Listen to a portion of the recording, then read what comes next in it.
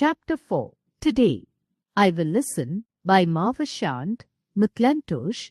Today I will listen without interrupting, without prejudging, without second-guessing, without gazing, without rehearsing, without discounting, without filtering, without correcting, without contradicting. Today I will just listen. Today I will listen with attention, with humility, with respect, with patience, with understanding, with awe, with gladness, with empathy, with warmth, with gratitude, with reverence. Today I will just listen. Hearing is one of the most common things we do. Hearing is the act of perceiving and receiving sound waves or vibrations through your ears. Listening is the act of hearing a sound and understanding what you hear. Hearing is one of the 5 senses, and it just happens all the time, whether you like it or not, unless you have a hearing problem. Listening requires concentration so that your brain processes meaning from words and sentences. Hearing simply happens. Listening 5 leads to learning.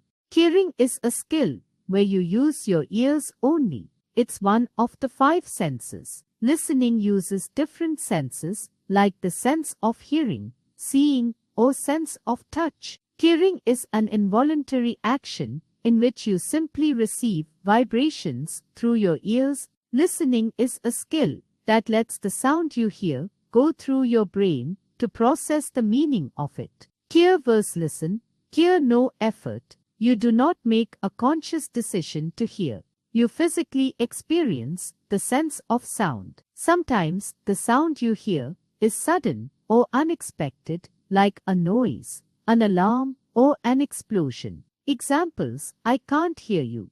Could you speak louder, please? My grandmother likes to listen to the radio. Did you hear the thunder last night? Listen effort. You make a decision to listen. You deliberately pay attention to the sounds. Listen plus to plus object something. Compare hear versus listen. You can hear somebody talking, but you need to listen to them to understand what they are saying. He cannot hear the dog barking because he is listening to music. The vet is listening to the dog's heartbeat. What we do not realize is that in any area of our life, be it our relationships or work, listening is more important than speaking. We receive training for speech, drama, presentation skills, conversation skills, etc. But hardly anyone focuses on listening as a skill. A story about American President Roosevelt says that he often complained that no one ever really listened. So he decided to test people around him by saying something very outrageous and untrue. At a reception one evening, he smiled and told each of his guests, "This morning, I murdered my grandmother." Shockingly, his guests praised his deed. Some said marvelous. Some others congratulated him on his good work. Still others asked him to continue with taking action on his thoughts. Only one person, a guest from Bolivia, realized that the president was not speaking the truth. This story is just a funny example of how poorly we listen. There are times when not listening can lead to serious problems. One example is that of a carpenter who was told not to use an elevator, but he did not listen to the instructions that were given. He lost both his legs when the elevator crashed to the bottom. Why don't we listen properly? The reason may be that we are poor listeners, or that we do not respect the feelings of others or listen to them when they speak. This may be the reason for our behavior when others speak.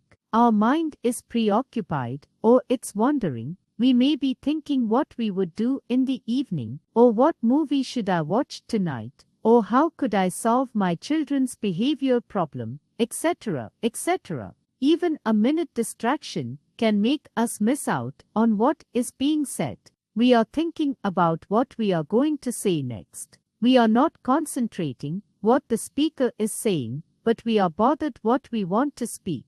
We are being selfish, especially when we want 100% attention, when we bought in to get, when other person speaking, we switch off our minds or pay fake attention or listen only to that bit of information what we want to take in. We are not fond of the person. We switch off and wish that this person would stop or just go away. Listening is hard work. To pay attention to something takes effort. Sometimes we listen superficially and miss the crux of the speech. We try to listen too hard. Sometimes we put all our attention on listening and trying to make sense of one thing. Sometimes we miss what is being said next. Listening is an important component of learning. A student's ability to actively listen has a major impact on building the communication skills needed both inside and outside of the classroom. Active listening is an important soft skill like problem solving, leadership, and teamwork. It's a skill that can be acquired and developed, but it takes time and patience to master. Active listening means giving full attention to the speaker and trying to understand the complete message being sent. Active listeners show verbal and nonverbal signs of active listening. Nonverbal signs include smiling, head nods, posture, and avoiding all distractions. Active listening also involves encouraging positive conversation. This means acknowledging the other person's point of view and being able to repeat back what was said in your own words. Benefits of being an active listener: fewer misunderstandings, improved resourcefulness, improved productivity, faster work rate, more self-reliance. Active listening requires the listener to understand the point the speaker is trying to communicate, not just hearing the words he or she is saying. Becoming a better listener is an important skill that students need to actively develop and practice.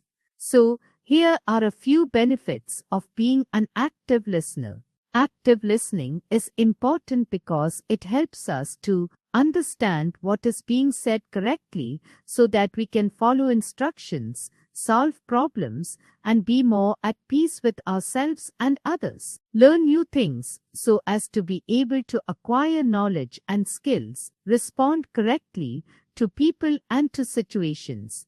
For example, we take better decisions, sympathize more meaningfully with everyone, carry on a conversation with someone, and build a rapport, build good relationships, and be socially respected, save time, and be more efficient at what we do. Good listeners become valuable employees in workplaces. Listening is an important communication skill. Listening is an extremely powerful part of communication skills. Showing your child how to be an active listener by example is only the first step.